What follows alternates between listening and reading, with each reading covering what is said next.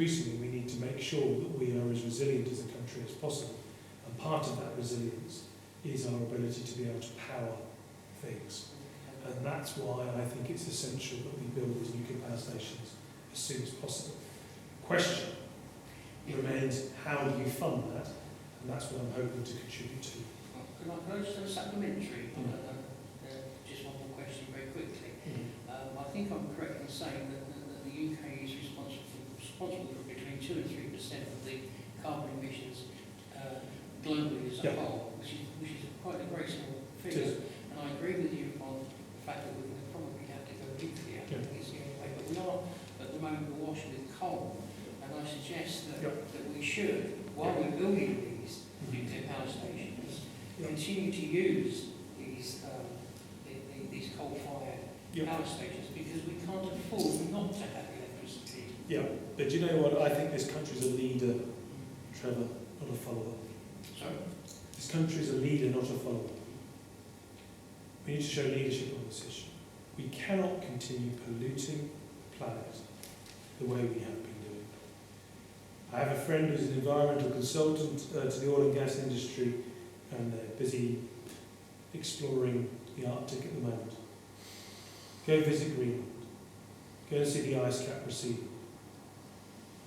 Check out the acidification of the oceans. There are these people who are sceptical about all of this. They're rarely scientists. They don't want it to be the truth, but it is the truth. The planet is warming. The degree to which it is warming is open to debate. Is there a requirement for more science? Of course there is. But it is warming. Weather patterns are changing. Countries that cannot withstand ocean levels rising, like Bangladesh, 30 million people estimated to be displaced in the next few decades. 30 million. Who's paying for that? Who's going to look at? Who's going to deal with it? I think that I hear what you say. Essentially, the argument is, why do we bother to reduce our carbon emissions when the Chinese are doubling it, tripling it, whatever? Unless the Chinese sign up to all of this, what's the point of doing it? You're right. But in my trip to China in February, they're pretty much signed up to it. They know that they've got a problem. I went to a lecture in Beijing. They had lots of photographs of all of the ramifications of climate change across their country. They fully get it. Their difficulty is that they've got 500 million people living on less than $2 a day who aspire to a Western standard of living. And how do they get those people from living in relative poverty to a Western standard of living without impacting upon their carbon emissions? It's not an easy process, and I suspect actually that it's going to end up in a lot of social strife in China as a consequence. So they've got some challenges, but I genuinely got the impression from every single member of the Chinese government and various other authorities that we met that they totally signed up to climate change as a man-made phenomenon. And if it is, it's simple physics. It's 17th century physics. CO2 allows heat through and doesn't let it out. The physics is very simple. The science is uncomplicated. You only have to look at the graph on the level of CO2 in the atmosphere, Trevor. It goes up. Do you know when it starts going up? When man invents the steam engine. Late 18th century. CO2 levels in the atmosphere start going up. Same time, the temperatures start going up. I want Nigel Lawson to refute this. Guess what? It doesn't refute it.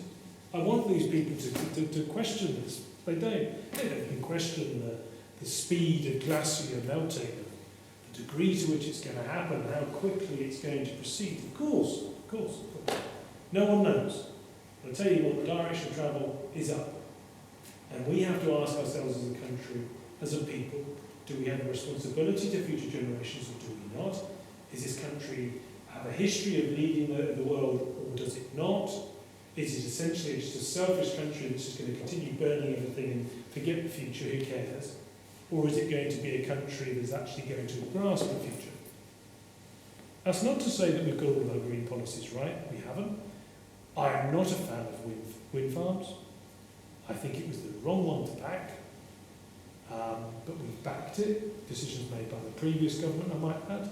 We are where we are proceeding with offshore wind. Yes, there's some argument for it, but it's pretty sketchy. Should we have gone nuclear? Yes. We didn't. So you have to work with what you've got, Trevor.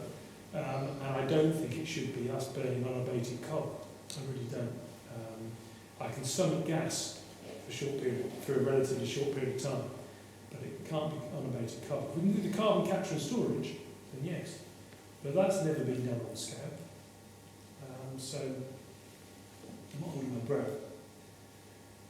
Peter. It's not chicken and egg then, because we all know we've lost our nuclear knowledge. I mean, Well, education's with us here. Is that, can you Not true. predict, will there be a groundswell of people who want to do nuclear engineering, or can you create a groundswell from the education system? May I quickly intervene then, because the principal of Bracknell.MTS is here, and his lecture last year was on. Well, we had a number of lectures, but go and tell me. No, I was just thinking, if in Bracknell College we can have a lecture on space exploration, surely there must be some expertise on nuclear. No, I mean, there is expertise in nuclear. Less than we had, for sure. I mean, the generation of scientists who designed the Calder Hall and all the earlier ones and all the way through are now retired. But there is still some expertise in this country. And yes, part of my commitment would be, if it was up to me, would be not just to commit to getting on with building a few reactors now, and I would suggest that we probably need to build 10 as a starting point. We also need to invest in the future generations of next nuclear reactors. And that requires an international commitment, and it requires that the education system responds accordingly and gets supported in providing those qualified scientists, workmen, or whatever, technicians. And yeah, but that's part of it. I mean, it's funny, everyone sort of looks around for infrastructure projects that the government should be participating in at the moment. And I actually think that nuclear industry and nuclear power is the obvious one, actually. Because not only are the sites, the historic sites of nuclear power stations, relatively spread out around the country, you have communities that are reliant upon those nuclear reactors for their local economies.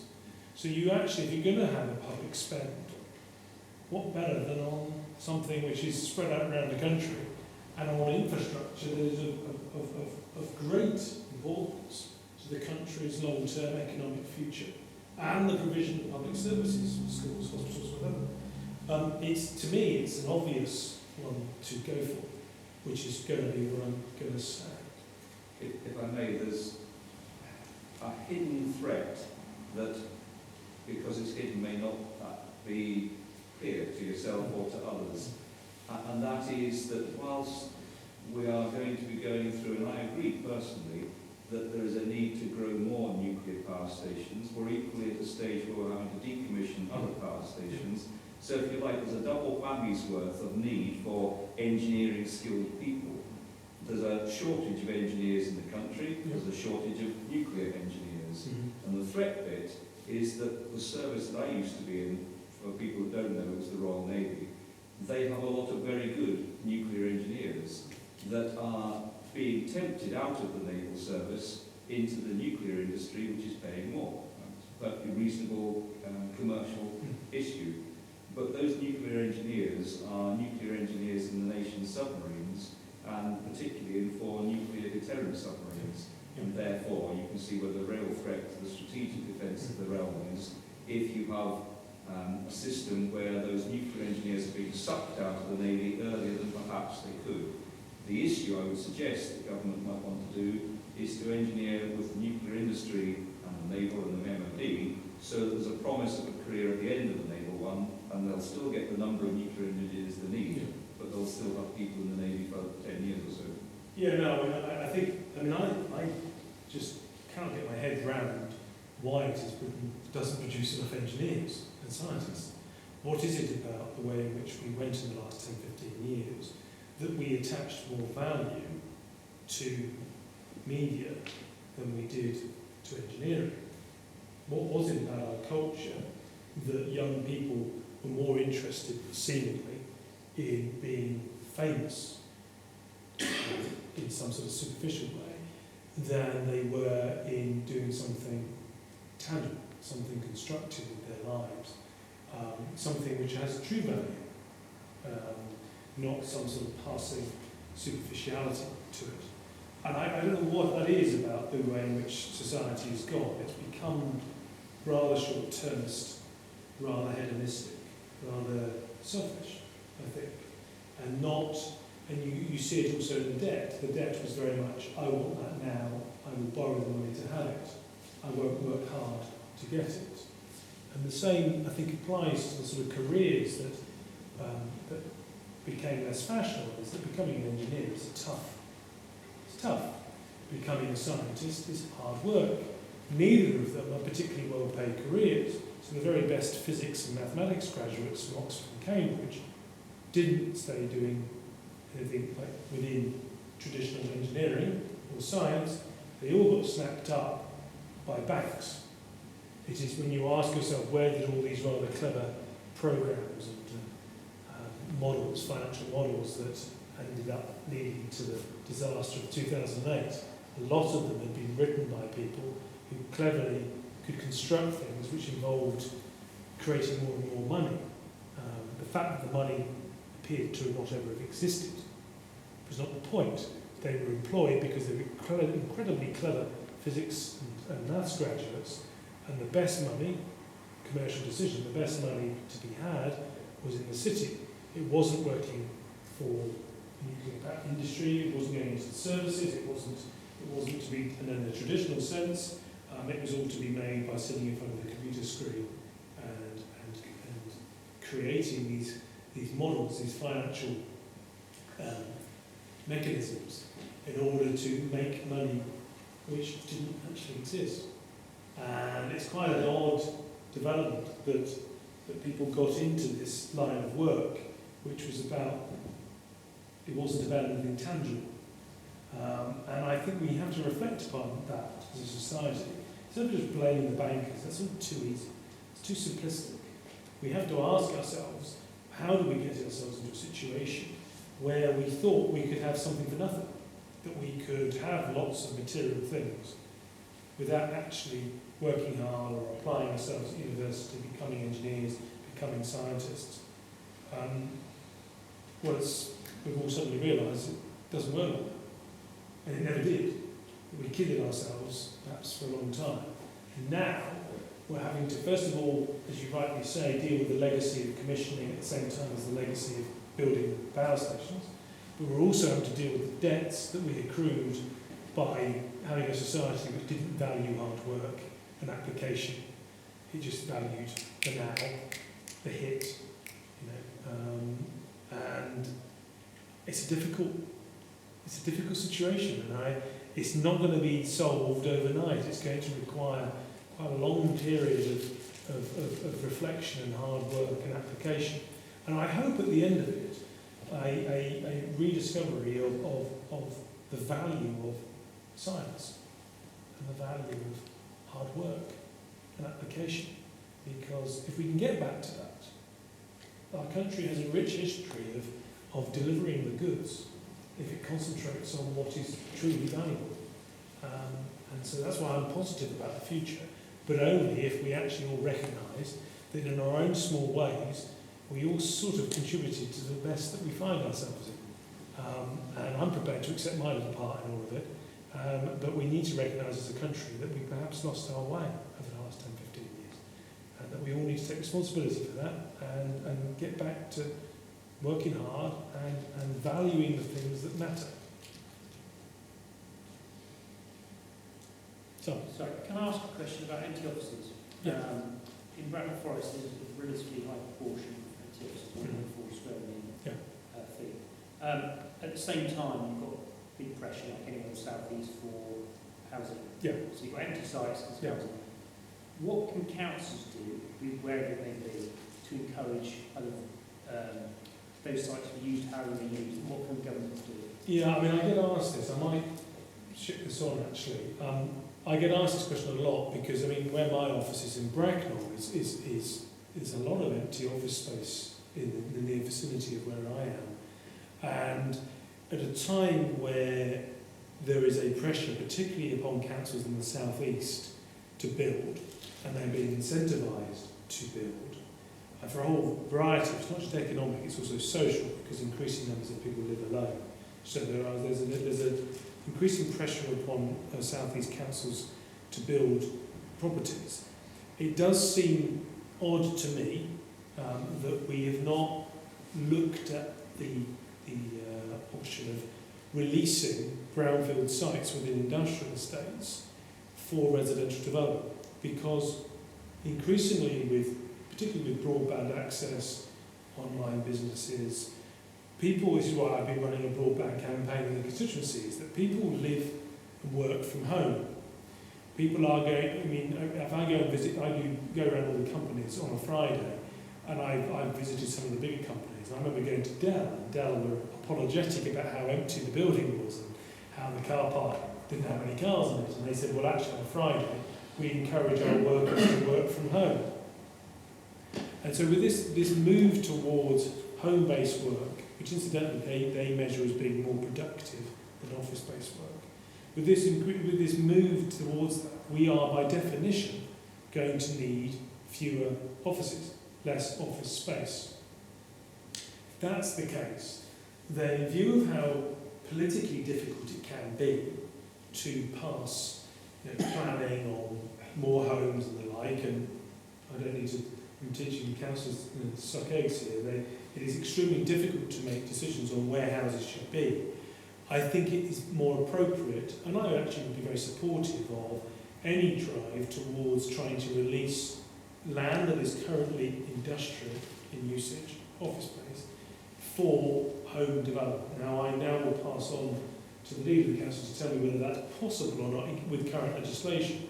But I think it's something, certainly in the southeast of England, that we should be looking at more, because I think the days of the big industrial parks and the business parks, and I'm not so sure that they're going to be the same as they were in the past, because I don't think people are going to need as much space.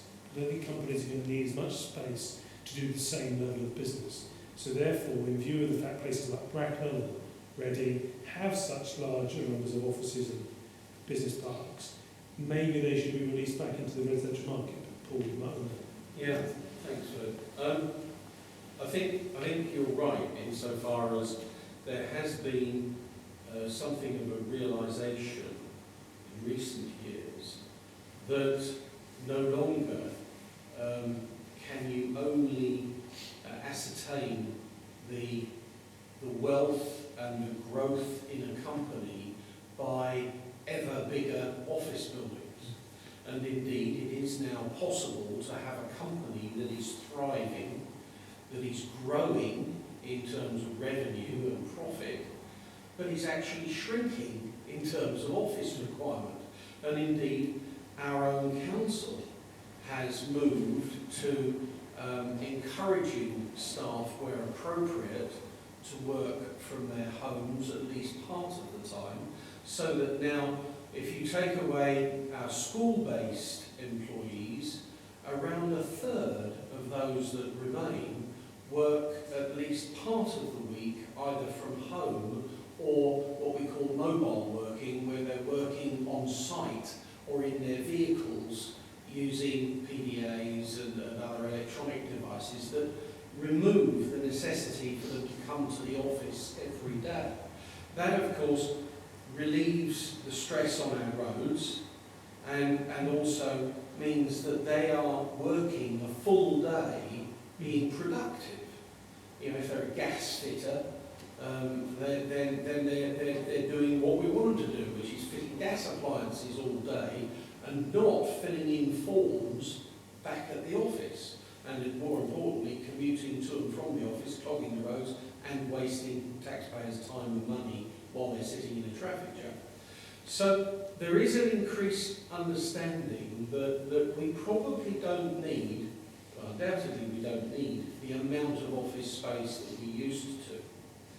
Now, having said that, the common cry is, well, why don't you just take that building, and then people will point to an empty building and convert it into flats.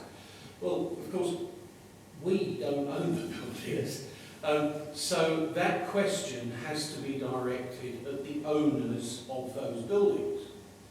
Now, very often, the reason why the owners of the buildings don't do it is because the buildings, much as, I mean, you may well say, and you have said, and we say, well, actually, that would be a good idea if that building became residential. But actually, how many of us would be lining up to rent or buy a property in the middle of the southern industrial estate? You know, we are stuck with the buildings that we have. The empty ones, by and large, are in places that, to be frank, we wouldn't want to actually live. Now, that doesn't mean to say that there are not some that would be suitable for conversion, but it might well be that they're still occupied reasonably well by an office tenant. So really, this is something that the owners of the buildings have to get their heads around.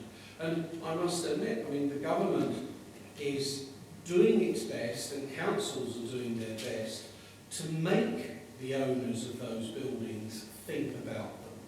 You know, we have one empty, well, I won't mention buildings in case, you know, because we can identify who owns them, and that would be unfair. But one of the things that we have to do is to encourage those property owners to look at their building.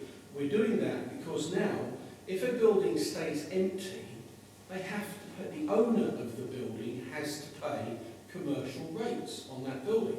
We have buildings in this town where the commercial rates are more than £1 million a year for one building. So, of course, the government, and this is a game of cat and mouse, the government make it so that there's no longer an exemption just because the building's empty. And so the owner has to pay £1 million, and that makes the owner very keen to find an alternative use for the building. But of course, what happens, there's now a business, because the government did one thing, so now the people do something to get around it. There's now businesses set up who will, for a fee, find a, inverted commas, bona fide charity to use your building for you, which then allows the owner of the building to claim exemption from paying the taxes. Now in Bracknell Forest, we actually have, we're currently, we've got £5 million of potential income a year that isn't being paid because charities are down as running those buildings. Now actually, I'm not here to argue against charity shops, absolutely not. They are fantastic. They are actually the biggest recycling, they're all part of the recycling business now, and so they have a really good part to play, and of course they're making money for an extremely good cause. What I have a problem with is an 8-storey building where we are told that once a quarter, which is just enough, they dry tents that are used for charitable purposes in that building. That means we don't collect, because they claim that that is a charitable use, which under the law is okay, so they get exemption. The other wheeze is you put a Bluetooth server, which for those who don't know is about the size of a computer, somewhere in the building, and it's transmitting a charitable message.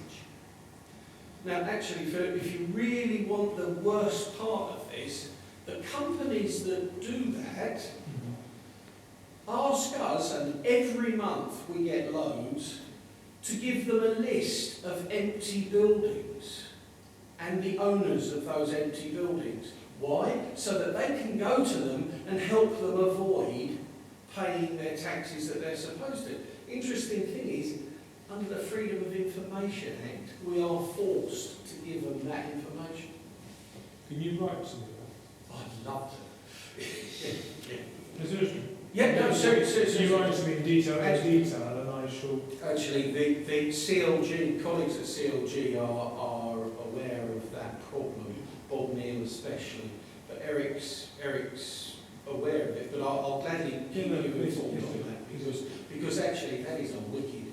Yeah, it's a lot of money, but Yeah, well, it is for us, of course, as of April, it becomes our problem, not the government's problem. But it also has another effect that, going back to your original question, it's preventing them from dealing with the reality, financial Reality reality of the problem. of actually making proper use of their Absolutely. assets. Because there's a way So- round what's Yeah. being done. Yeah.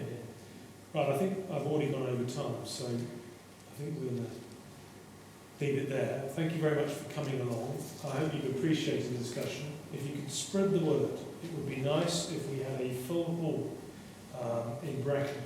Bracknell itself, for some reason, is the worst attended meeting, which I don't know what that is, why that is, but I get sort of better attendance. It's a lousy night. You know, there's a difficulty with regards to choosing which night it is. I mean, I can't, when the house is sitting, I can't do Monday, Tuesday, Wednesday. So those 3 nights I can't do because of that. I'm reluctant to do Friday or Saturday night because I suspect most people will be doing something else than sitting in a hall talking politics. So I'm left with Thursday night. And so that's the reason for it. And, you know, I usually make it 7:30, 7:45 start because I think most people don't want to be out late. I'm sort of, whichever way I go, it's not going to please everybody is the problem, Paul, but I will, it's going to be on a Thursday unless the odd one might be in recess, so we might have to move it to a Tuesday or something. But it's Thursday nights, and next time hopefully we'll have a bigger attendance. Actually, I didn't mean lousy night Thursday, I meant lousy night weather-wise. Oh, right. I think really in truth that might have kept some people away. Yeah, no, I'm sure. Yeah, as we said. Anyway, well, thank you for all coming. Thanks very much.